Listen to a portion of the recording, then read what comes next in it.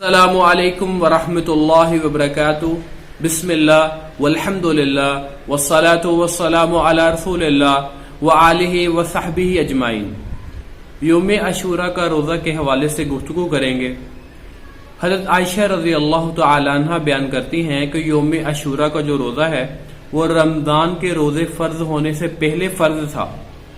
اس کے بعد جب رمضان کے روزے فرض ہو گئے تو آپ نے فرمایا جو چاہے یوم عاشورہ کا روزہ رکھ لے اور جو چاہے نہ رکھے، اس لیے یہ ایک نفلی روزہ ہے۔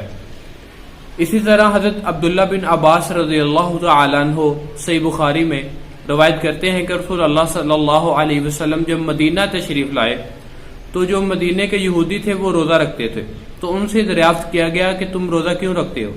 انہوں نے بتایا کہ اس دن حضرت موسیٰ علیہ السلام کو فرعون سے نجات ملی تھی، اس لیے ہم روزہ رکھتے ہیں۔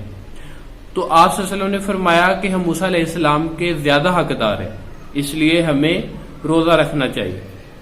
تو یوم عاشورہ سے مراد محرم الحرام کی 10 تاریخ ہے، یہ عاشورہ سے نکلا ہے۔ عاشورہ عربی میں 10 کو کہتے ہیں۔ 10 محرم الحرام کے روزہ کے بارے میں صحیح مسلم میں رسول اللہ صلی اللہ علیہ وسلم نے فرمایا کہ مجھے اللہ سے امید ہے کہ اس سے جو پچھلا سال گزر گیا اس کے گناہ اللہ تعالیٰ معاف فرما دے گا۔ اور امام نووی رحمہ اللہ اس کی شرح میں لکھتے ہیں کہ اس سے مراد صغیرہ گناہوں کا معاف ہونا ہے۔ جو کبیرہ گناہ ہے وہ صرف اور صرف توبہ سے معاف ہوتے ہیں۔ اگر کوئی نماز نہیں پڑھتا تو وہ روزہ رکھ لے، اس سے نمازوں کی تلافی نہیں ہوگی، لیکن جو اس کے صغیرہ گناہ ہیں وہ معاف ہو جائیں گے۔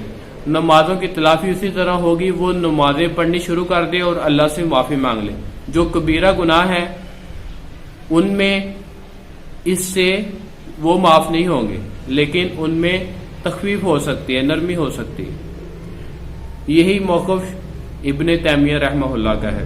تو اس لیے تمام بہن بھائیوں سے گزارش ہے کہ 9-10 محرم کا روزہ رکھیں۔ 9 کا اس لیے رکھتے ہیں کہ آپ نے خواہش کی تھی کہ اگر میں آئندہ سال زندہ رہا تو 9 کا بھی روزہ رکھوں گا، تاکہ یہود سے مشابہت نہ ہو، کیونکہ یہودی صرف ایک روزہ رکھتے تھے۔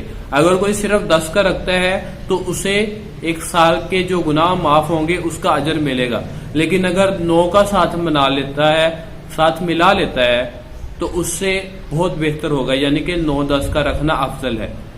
السلام علیکم ورحمۃ اللہ وبرکاتہ۔